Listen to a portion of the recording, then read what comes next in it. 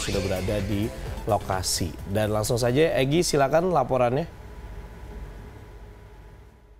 Ya, terima kasih Astrid dan Fadi, dan saat ini saya tepat berada di lokasi kejadian atau TKP, dan di belakang saya adalah tempat kejadian di mana Sandi Permana ditikam, karena memang informasi yang saya tahu lokasi kejadian dan rumah pelaku itu berdekatan, karena memang posisinya TKP dan rumah pelaku benar-benar di depannya persis. Dan saat ini informasi yang saya dapat ketika memang saat korban sedang mengalami luka, korban meminta bantuan kepada warga sekitar, lalu arahnya ke sana untuk menemui salah satu warga yang memang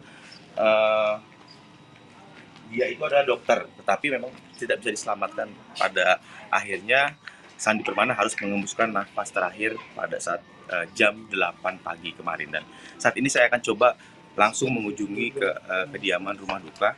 Tadi juga saya sudah sempat konfirmasi atau ngobrol dengan istri dari korban, Sandi Permana, dan dia berkenan mau bercerita motif dari penusukan ini itu seperti apa, karena memang masih misteri.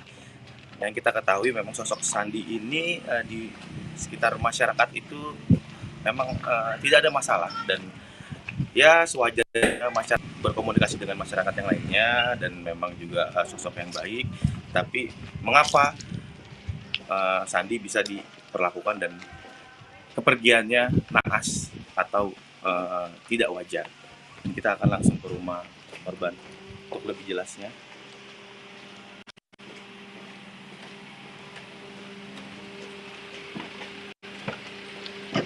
Jarak TKP dan rumah korban ini sekitar kurang lebih 200 atau 300 meter, tidak terlalu jauh.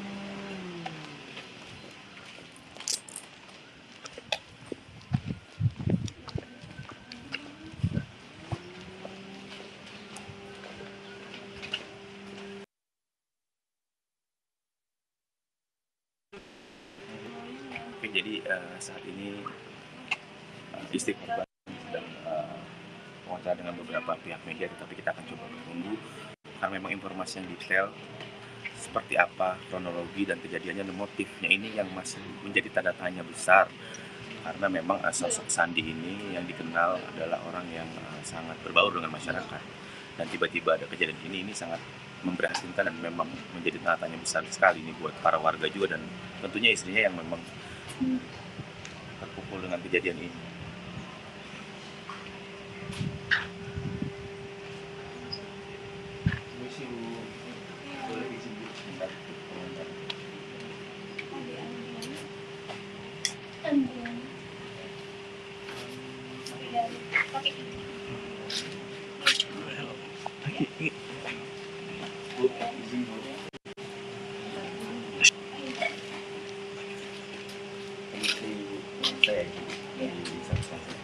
Ibu Ade Anjani, istri dari korban. Istrinya cerita, Bu, seperti apa sih mungkin tiba-tiba almarhum harus mengembuskan nafas terakhir dengan kondisi yang naas sekali, dan bisa sebelumnya ada pernah cekcok atau seperti apa sih sosok almarhum ini di masyarakat? Nggak ada musuh, nggak ada cekcok gitu ya. Mungkin ya suami saya memang nggak ada musuh, karena dia memang orangnya humble ya.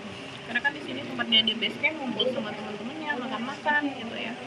Jadi ya nggak nyangka aja gitu kan suami saya bisa ditusuk setega itu ya, dengan sadis banget ya.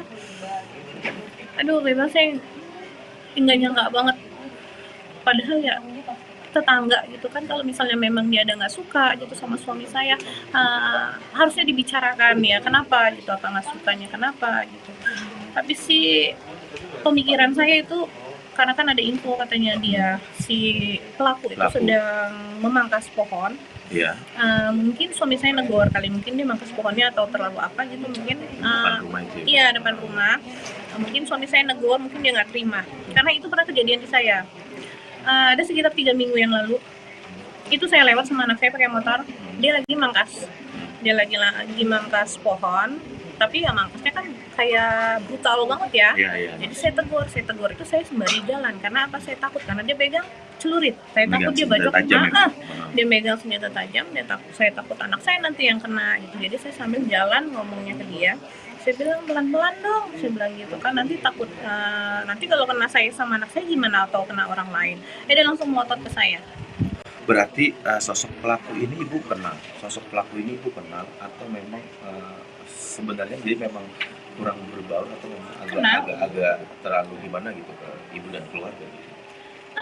Kenal, memang kan kita sama-sama sudah 13 tahun ya tinggal di sini, sama dia juga. Kalau saya emang deket sama istrinya, cuma kalau emang sama si pelaku kita nggak ada yang deket, memang sama semua warga di sini nggak ada yang deket sama pelaku karena pelaku itu orangnya tertutup, nggak pernah ngomong, nggak pernah apa. Emang ya emang kalau dari fisiknya emang serem ya, rambutnya gimbal, banyak tatonya gitu. Nah terus ini kan korban itu setelah dilakukan penusukan sempat jalan ke rumah keluarga yang kita tahu itu adalah dokter ya. Dia minta bantuan, itu seperti apa? Kenapa nggak langsung ke rumah pada saat itu? Nah makanya mungkin ya dia itu pas sudah berlumur darah, mungkin yang di pikiran dia mungkin minta pengobatan kali ya, minta pengobatan, jadi dia datanglah ke rumahnya tempat perawat itu. Itu dengan berlumur darah bu posisinya? Dengan berlumur darah di kepala. Karena kepalanya di sini bolong. Mohon maaf, bagian tusukannya di mana aja bu? Di sebelah kiri sini, ini bolong, ini tusukan pakai obeng.